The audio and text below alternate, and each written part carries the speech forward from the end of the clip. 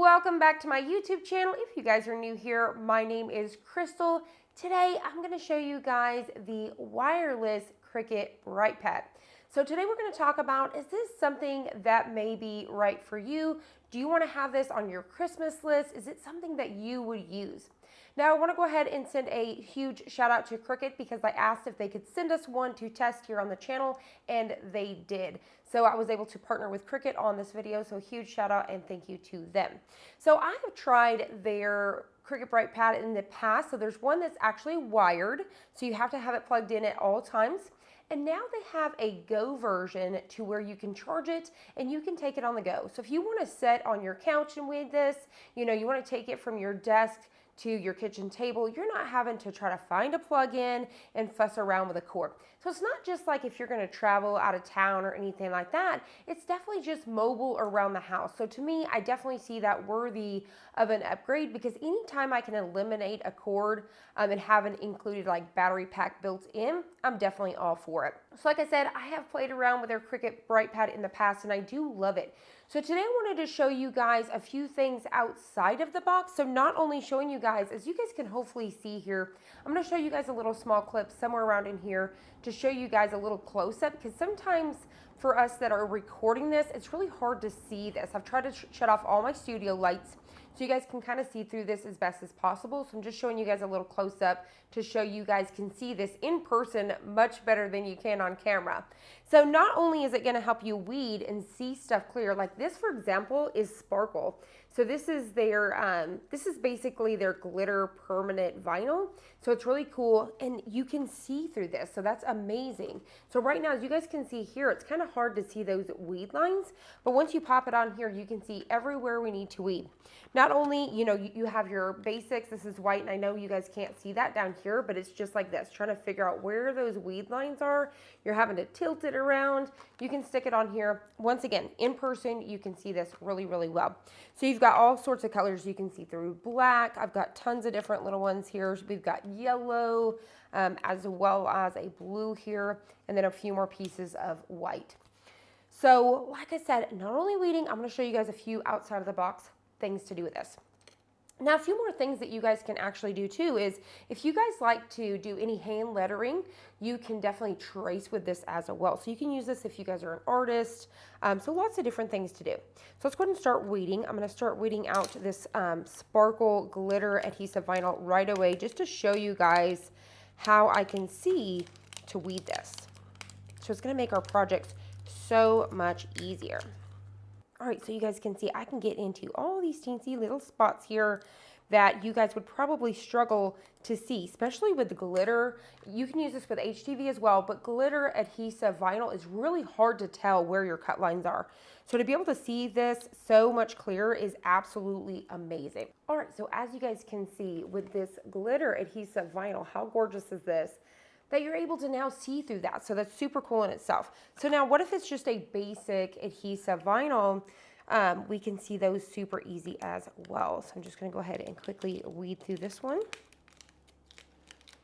as well. You guys can see that I can see those weed lines there, and it just makes it so much easier. So I can go ahead and find all those teensy tiny pieces that are between the letters that are sometimes hard to tell which piece is here to stay and which piece needs to go. So as you guys can see, number one, it's here to help you weed. So I'm going to go ahead and fast forward this, and I'm going to get my remaining pieces. All right, so I've got all of my pieces weeded out, ready to go. I'm going to go ahead and scoot these guys over a little bit. Now, one thing I want to point out, I didn't say already, is this does have 6 settings. You guys can start to see that go down a little bit. It does have 6 settings depending on how much you need to see through, what works best for you in your lighting conditions. You do have that to bring it down or up, so that's really cool in itself. All right, so now that we've got everything weeded out, this is really what Cricut has created it for. It's definitely helpful in that field, but I'm going to show you guys some extras. So you guys know we make acrylic keychains all the time. So I found these acrylic blanks at Hobby Lobby. These ones have like a frosted backing. Most times we use these brown ones right here. So the paper, so you can't really see through them when we go to apply our stuff, right? So with this is going to help us line things up, because we can have that light to really help us make sure, especially when you have a design that goes edge to edge, you guys are going to be able to see exactly where you are placing your design. All right, so let me show you guys a layer one.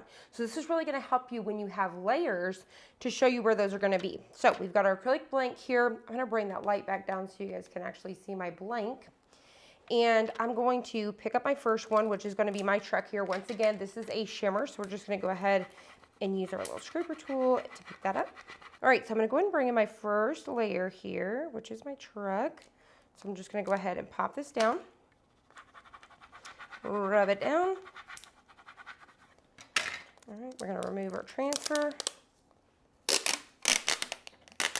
All right, there we have it. There's our first layer. So let's get our next one. All right, so for my remaining layers, I can use regular transfer tape because I'm not using any of that glitter. So I'm just gonna go ahead and pick up my next layer, which is this black one right here. And now I can line this up so you guys can see I've got that light underneath so I can really see where I'm going.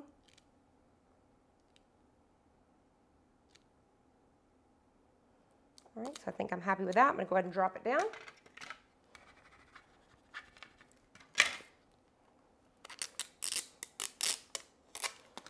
All right, and we're gonna grab that next layer. So I brought that light up. You guys can't really see my acrylic, but I wanna show you where this light is coming in place. You guys can see where that light's just coming through the pieces so I can see what's going on.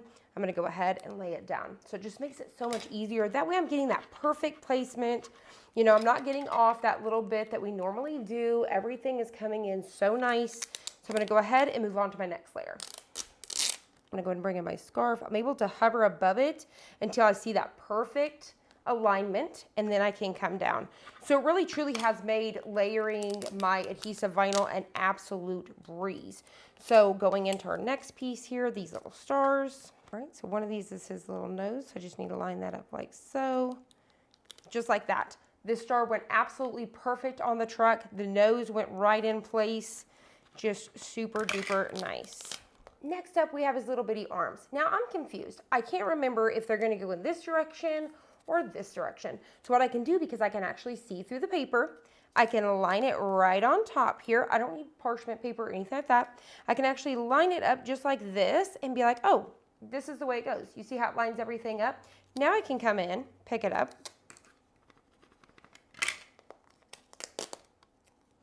That way I don't have to go back to my computer or my iPad and refer to the image. I can just simply line it up like so, just like that. And there you have it. So you guys can see how cool that is. Everything lined up absolutely perfect.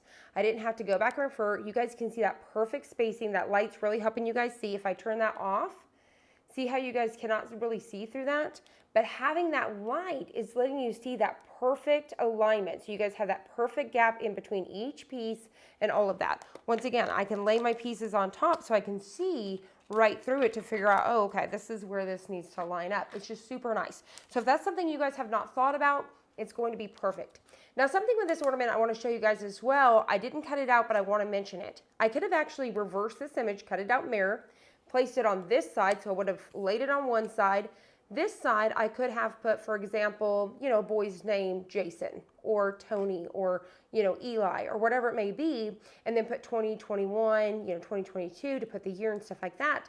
So I can see perfectly that placement of where it's going to line on my design as well. So it's just something else to think about. Now, we've got the acrylic blanks down, you know, peel off our back so we can really see through here.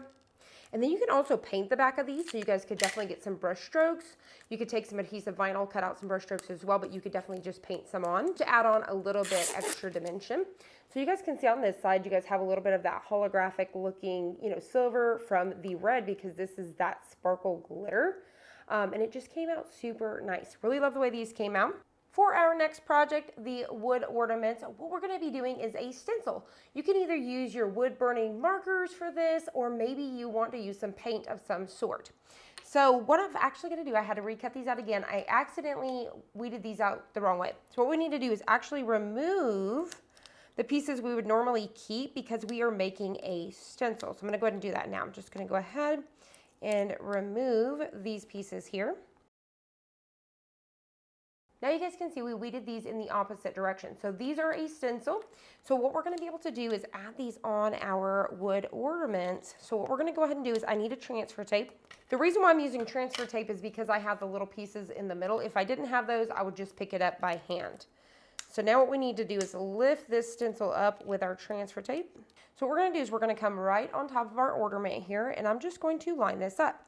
So with this light, it's going to help us see where this is placed. So you guys can see, I can see right through this. Hopefully you guys can see this. I'm going to bring it up a little bit, all right?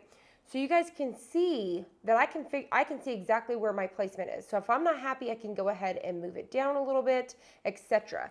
If we did not have this light, we can't see through this. I can't really figure out where this is on the ornament. Do I need to come down? Is it absolutely perfect?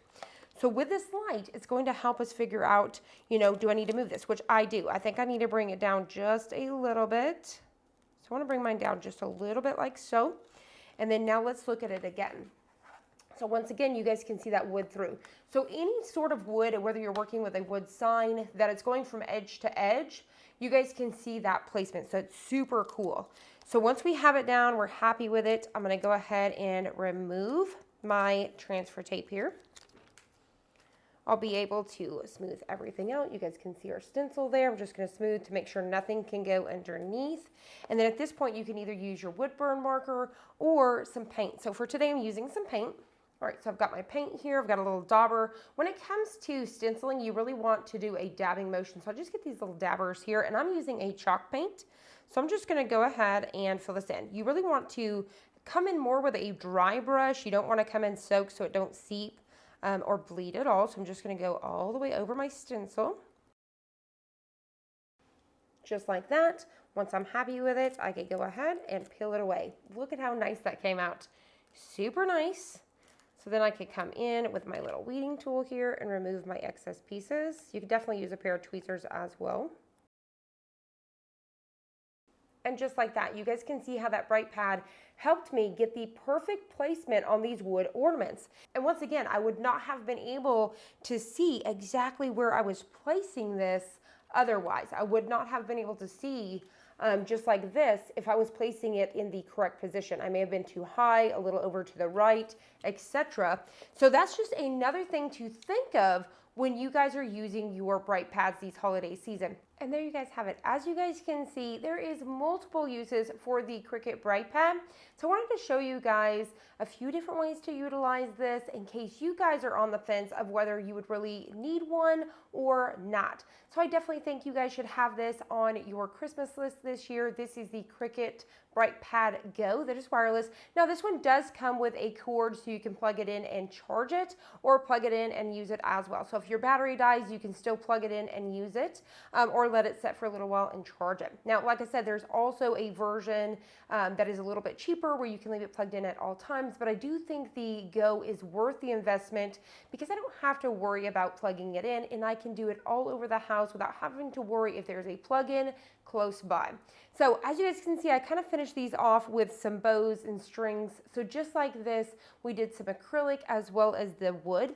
Now for this one here, I just took a paintbrush and then just did a brush stroke right on the back with some chalk paint. And as you guys can see how much that spruced that up, you guys can do, you know, personalize your family's name. Maybe you're going to sell these on an Etsy store or something like that. You can do simple designs like this. Once again, you can even do these designs and then add someone's name and year as well. All of these files were used from the Cricut design space, and I just wrote out this word using one of the fonts I'll have linked down below. I hope you guys enjoyed this. I hope you guys found it helpful. If you did, please hit the like button down below and subscribe, and I'll see you guys on the next one.